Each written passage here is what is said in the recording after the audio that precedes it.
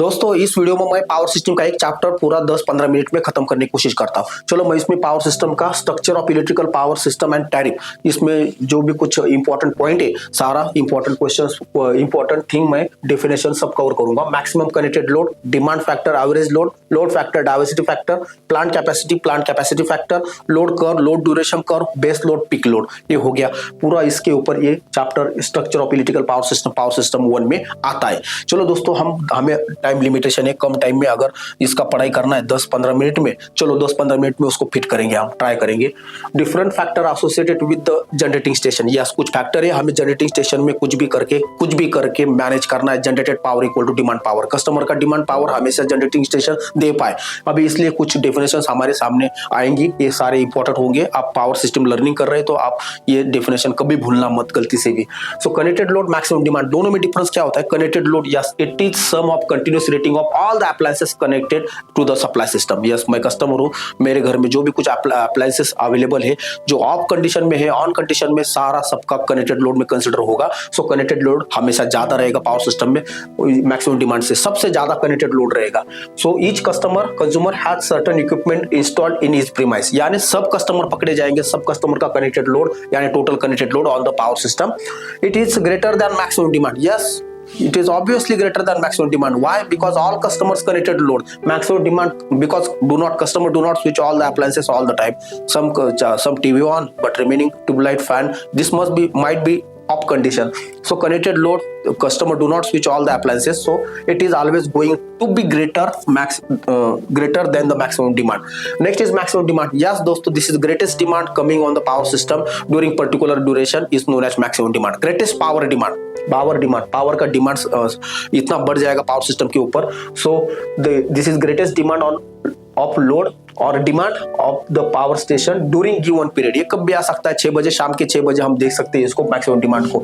It helps determining the install capacity of the station. Yes maximum demand के हिसाब से हम इंस्टॉल कैपेसिटी पावर स्टेशन का, generating station का डिसाइड कर सकते हैं, रिजर्व कैपेसिटी डिसाइड कर सकते हैं। So station must be capable of meeting maximum demand. Maximum demand यानी आपको जनरेटिंग स्टेशन को मैक्सिमम डिमांड के हिसाब से सप्लाई रेडी रखना पड़ेगा, नहीं तो मिसमैच नहीं चाहिए कभी भी। Generated power PG equal to demand power, ये मैच चाहिए। डिमांड पावर यानी सपोज डिमांड पावर है, अभी मैक्सिमम डिमांड ज्यादा डिमांड कर रहे कस्टमर पावर, तो मैक्सिमम डिमांड आ गया तो जनरेटेड पावर उस हिसाब से हमें मैच करना पड़ता है। तब तक अभी जैसे ये होगा तो फ्रीक्वेंसी नॉमिनल 50 हर्ट्ज बचेगा, voltage will be nominal customer को मिलेगा। इसलिए ये कंडीशन है पावर सिस्टम में, PG must be equal to PD, otherwise frequency will fall और increase, voltage will change. So इस हिसाब से ये हो गया maximum demand. It is always less than connected load, ये हमेशा याद रखिए मैक्सिमम डिमांड। अगला डेफिनेशन डिमांड फैक्टर, एंड मैं एवरेज लोड को कंसीडर करूंगा। Demand factor simply it is ratio of two things, maximum demand to the connected load. अभी दोस्तों मैक्सिमम डिमांड ज्यादा होगा, कनेक्टेड लोड ज्यादा होगा, तो इसको मैं डिमांड फैक्टर यानी कस्टमर का डिमांड, ये फैक्टर क्या है, कितना, एक से ऊपर चाहिए, एक से नीचे चाहिए, तो ये डेफिनेशन बताता है maximum demand and connected load. Maximum demand अभी हमने देखा ये कम रहता है हमेशा कनेक्टेड लोड से, तो it is less than 1। It is very important. Maximum demand factor is always less than 1. As maximum demand is less, connected load is always more. ये हो गया हमारा demand factor, ratio between this two things. Average load, yes हम daily निकाल सकते हैं, monthly निकाल सकते हैं, 6 मंथली निकाल सकते हैं, एनुअल निकाल सकते हैं। क्या ratio? Number of unit kilowatt hour generated in a day, daily निकालना है तो डे का ड्यूरेशन रखिए अपॉन 24 आवर। मंथली निकालना है या 30 ड्यूरेशन इंटू 30 डेज। साल का निकालना है या आप साल के निकालने के लिए आप कर सकते हैं 24 and number of days in a year 365, this is 8760। ऐसा ईयरली हम ड्यूरेशन चेंज करके एवरेज लोड हम निकाल सकते हैं पावर सिस्टम में। Daily average load, this is ratio of number of unit kilowatt hour generated in day. Daily निकालना है तो, मंथली निकालना है तो मंथ, और साल का निकालना है, एनुअल निकालना है तो year per year, and duration change करो इस हिसाब से आपको डेली, मंथली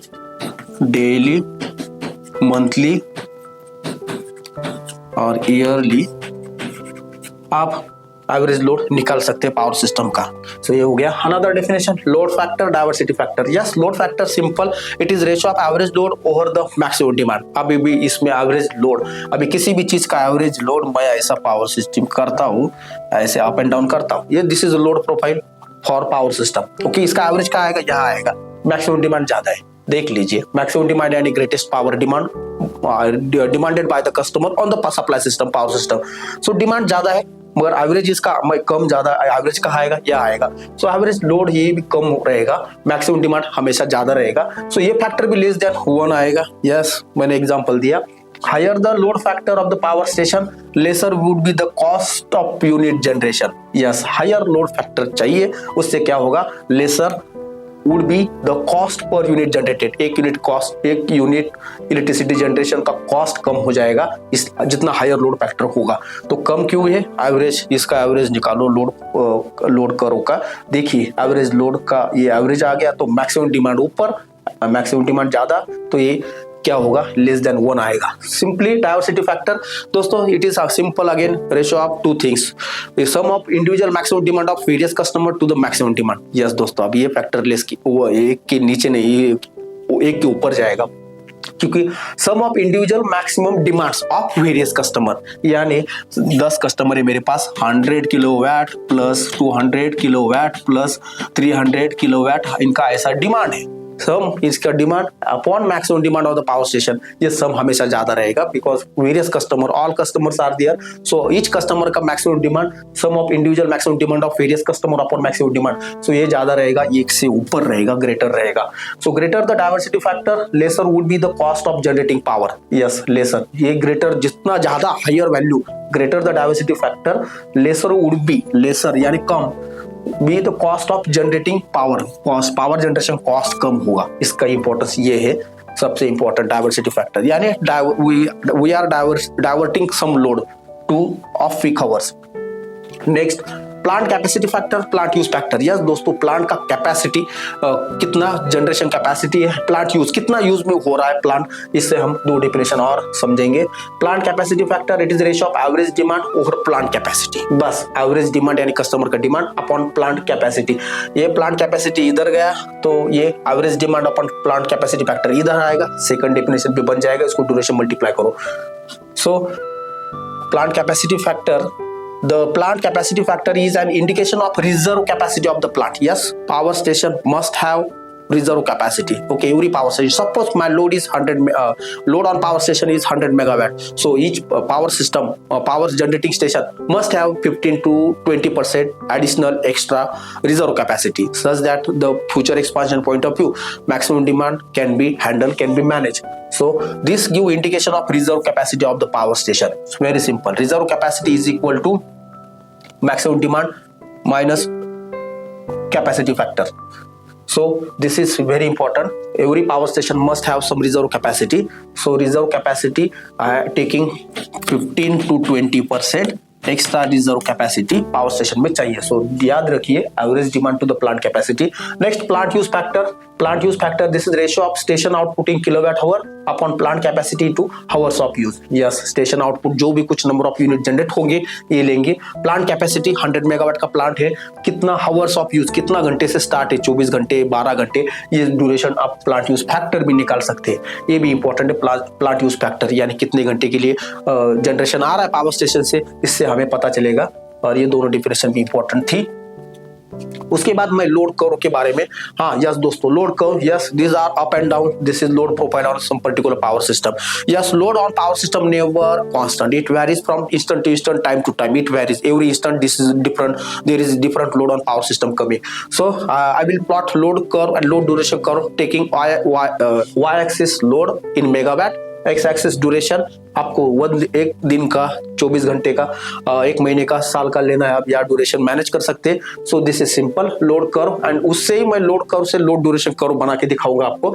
चलो ये हो गया मेरा लोड कर्व। अभी मैंने क्या किया, जैसा मेरा 24 घंटे का लोड कर्व बनाना है, मैंने इच रिकॉर्डिंग दिस लोड 12 से 4 तक ये इतना लोड है 5 मेगावाट, उसके बाद 4 से 8 मैंने ये लोड कर्व बना के ऐसा देखा मैंने, और ये 8 से 16 यहाँ देखो मैक्सिमम डिमांड आ रहा है 20 मेगावाट का। टोटल पावर सिस्टम में 25 मेगावाट तक मैंने ये स्केल लिया है, 20 megawatt is maximum demand in this case.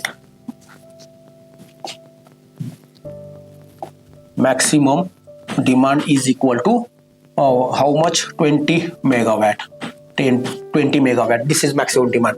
अभी लोड ड्यूरेशन कर्व में क्या होता है, लोड ड्यूरेशन कर्व, ये लोड कर्व है। लोड ड्यूरेशन कर्व में जो भी ऑर्डिनेट है लोड कर्व के, उनको हम डिसेंडिंग ऑर्डर में शिफ्ट करते जाएंगे। ये पहला लोड, दूसरा लोड, ये तीसरा लोड। अभी इसी लोड को मैं लोड डिसेंडिंग ऑर्डर में ऐसा डिक्रीजिंग ऑर्डर में दिखाऊंगा। पहला लोड था ये इतने घंटे के लिए 20 मेगावाट को पहले, उसके बाद 15 मेगावाट को सेकंड नंबर दूंगा, और 5 मेगावाट को मैं यहाँ फिट करूंगा। 5 मेगावाट को हो गया मेरा लोड ड्यूरेशन का, वही 24 घंटे मेरा, यानी एरिया क्या हो गया, इसका एरिया सेम हो गया। तो ये area under load curve and load duration curve gives total number of unit generated in that particular day. इसलिए हम total energy supplied, energy generated in a day हम निकाल सकते हैं, एनुअल निकाल सकते हैं, मंथली निकाल सकते हैं, डेली निकाल सकते हैं। So daily load curve shows the variation of load on the power system during different hours of the day, different duration.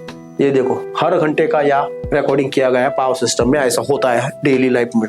When the load element of load curve are arranged in the order of descending magnitude या decreasing descending load megawatt descending order में लगाना है बस, और duration उतना ही duration आना चाहिए। descending load curve are arranged in the order of descending magnitudes. The curve thus obtained is called load duration curve. Yes, इसको हम load duration curve कहेंगे। उसके बाद now next base load and peak load. Yes, base load, peak load। हम simple एक diagram लेके देख लो। base load, this is always constant load on power system. Yes, base load is a load which is unvarying load. Unvarying means there is no variation. So we will consider 20 megawatt in this case is a base load which is not varying all the time. It has to be supplied by the generating station. या मैं इस area में ये base load के लिए अच्छे generator का इस्तेमाल करूंगा, इसको मैं मैनेज करने के लिए। Peak load above the base load, the peak various peak above the base load, this is called as peak load. So ये देखो ये पिक लोड 4 से 8 घंटे में आ रहा है, 16 से 20 में पिक लोड आ रहा है। सो अनवैरिंग सिंपल डेफिनेशन मैंने बनाया। The unvarying load which occur almost whole day on power station is known as base load। ये 24 घंटे ये लोड रहेगा पावर स्टेशन में। इसके लिए अच्छा क्वालिटी जनरेशन इस्तेमाल किया जाता है, एफिशिएंसी ज्यादा चाहिए उसके time. Because peak hours, peak load ये कम घंटे के लिए, 2 घंटे, 4 घंटे, 6 घंटे के लिए पीक डिमांड्स आता है। इसके लिए हम पुअर ओल्ड अल्टरनेटर्स इस्तेमाल कर सकते हैं। उससे एफिशिएंसी के ऊपर कुछ कम ड्यूरेशन के लिए एफिशिएंसी के ऊपर हम कुछ ध्यान नहीं देंगे। The various peak demands of the load over and above the base load of the station is known as peak load. Yes, इसके ऊपर everything above the base load, this is called peak load.